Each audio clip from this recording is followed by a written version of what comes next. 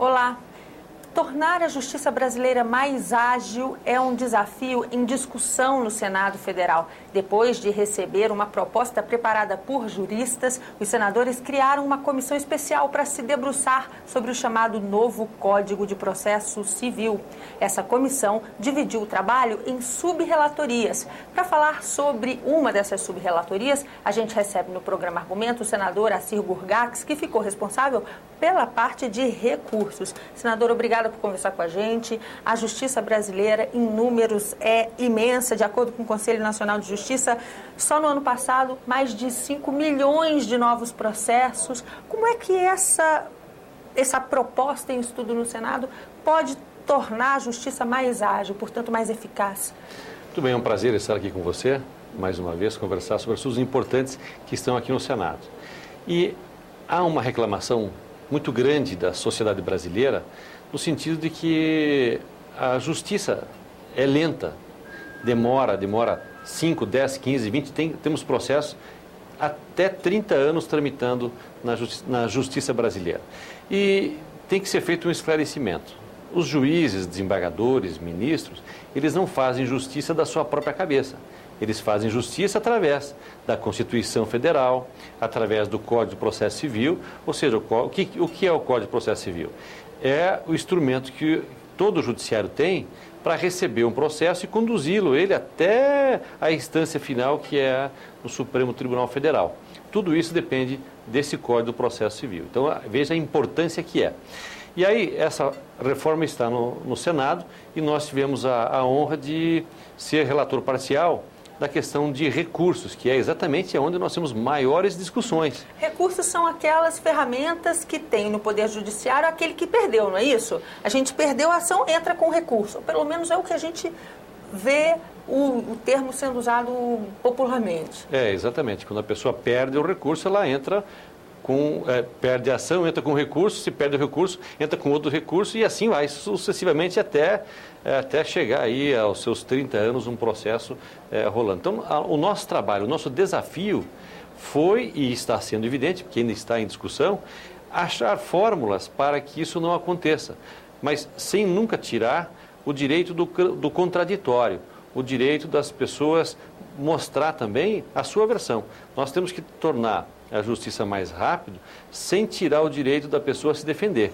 Esse é o grande desafio que tem e a grande preocupação de uma grande parcela da população é de tornar a justiça rápida ao ponto de não deixar que as pessoas possam se defender. Que nesse nosso trabalho foi exatamente tentar conseguir e fazer com que a justiça seja mais próxima daquilo que a sociedade espera. O senhor recentemente apresentou o seu sub-relatório, digamos assim, ao relator geral dessa subcomissão, dando por encerrada a sua parte de propostas de alterações nesse novo Código de Processo Civil. O que o senhor propôs de mudança?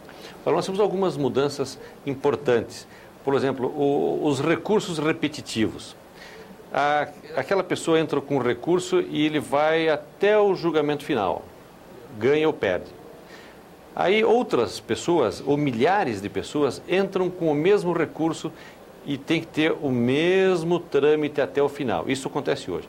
Na nossa proposta, quando houver uma decisão com relação a um assunto, isso gerou uma jurisprudência que quando outra pessoa for entrar com um processo igual, ele não precisa ir até o STF ou esperar esses anos todos para ter o seu benefício. Isso é muito comum em ação trabalhista, não é isso, senador? Quando muitas pessoas, por exemplo, estão entrando na justiça contra uma empresa? Também.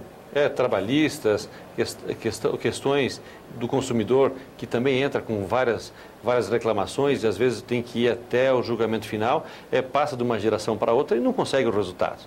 Então, acontece, agora ficou escrito que, quando houver uma decisão, os outros processos que estiverem na mesma linha ou forem iguais, já estão resolvidos.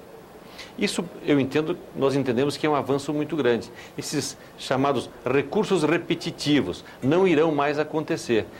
Entendemos que é importante, até porque existem milhares de ações parecidas ou para não dizer iguais, exatamente iguais, em todo o sistema judiciário brasileiro. Desta forma, quando se julgar um processo, vai estar praticamente julgando todos eles e os futuros que virão.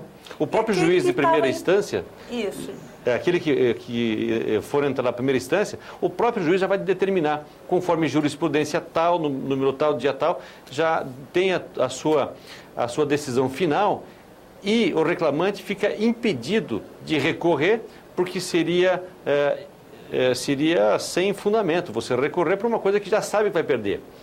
Isso é chamado de recursos protelatórios, que nós estamos trabalhando para eliminar esses recursos protelatórios. Nessa mesma linha de recursos protelatórios, existem ainda algumas situações que a pessoa pode recorrer, que não é o caso dos processos iguais, mas ele vai ter que pagar, mais uma vez, a sucumbência dos advogados. Isso é uma maneira de você diminuir o recurso mexendo no bolso da pessoa. Você pode recorrer, mas vai ter que pagar para você recorrer. Se você está recorrendo apenas por recorrer, você sabe que vai perder, então você não vai investir, vamos dizer assim, para tentar obter o resultado. Então essa também é uma outra forma que nós encontramos de ajudar a diminuir esse tempo dos processos na justiça. O senhor acha que hoje entrar com recursos ainda é uma estratégia para muitas vezes simplesmente tornar o processo tão longo e esperar até eventualmente que o seu adversário morra ou desista daquela ação?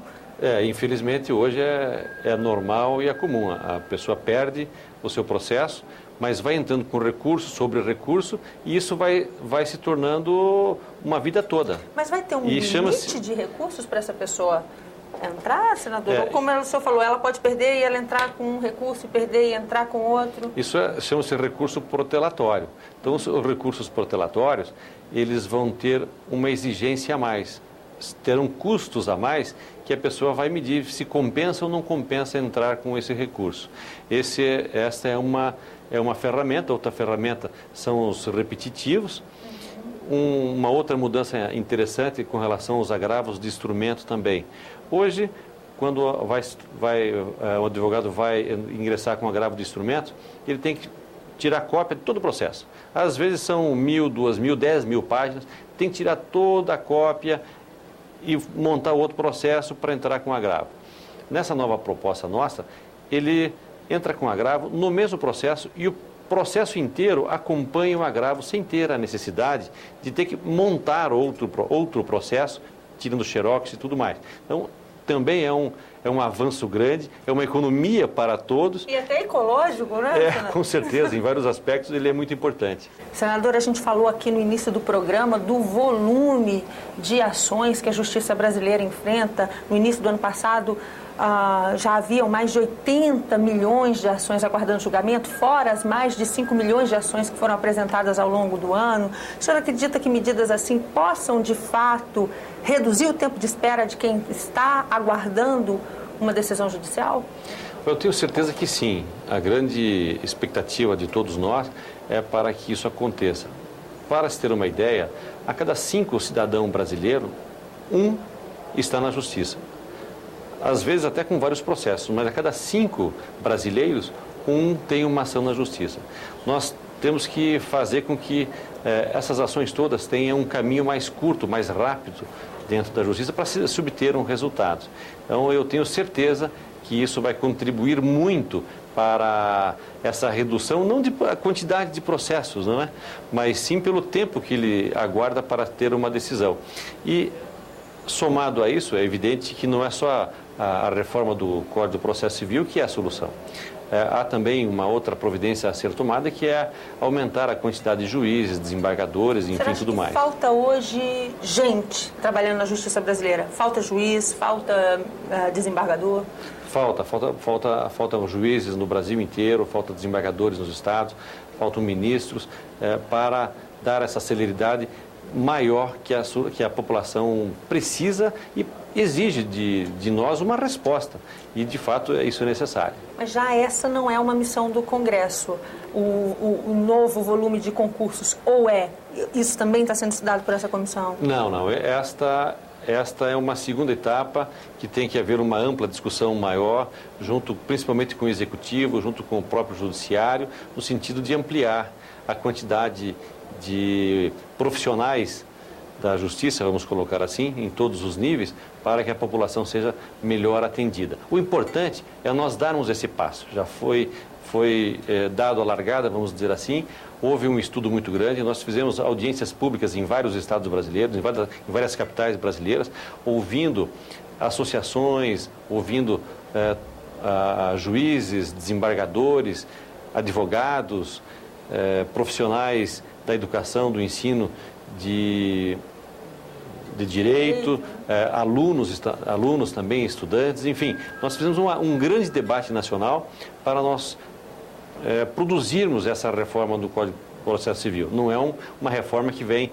da cabeça nossa, dos senadores, e nem somente da nossa equipe técnica que nos assessora. E tem prazo até o final desse ano? Dá para dizer que o novo código fica pronto, pelo menos aqui no Senado?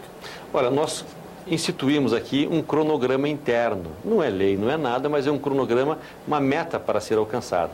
E nós queremos, junto com o relator geral, que é o senador Walter Pereira, nós queremos até o dia 22 de dezembro estar com o novo Código de Processo Civil votando já aqui no plenário. Eu entendo que é um avanço muito grande e nós temos essa expectativa, essa vontade, e eu acredito que ela deverá acontecer, é a votação até o dia 22 de dezembro deste ano ainda, para que a gente possa mandar para a Câmara Federal, para que também vai ser analisado na Câmara, e apresentar isso à sociedade o mais rápido possível.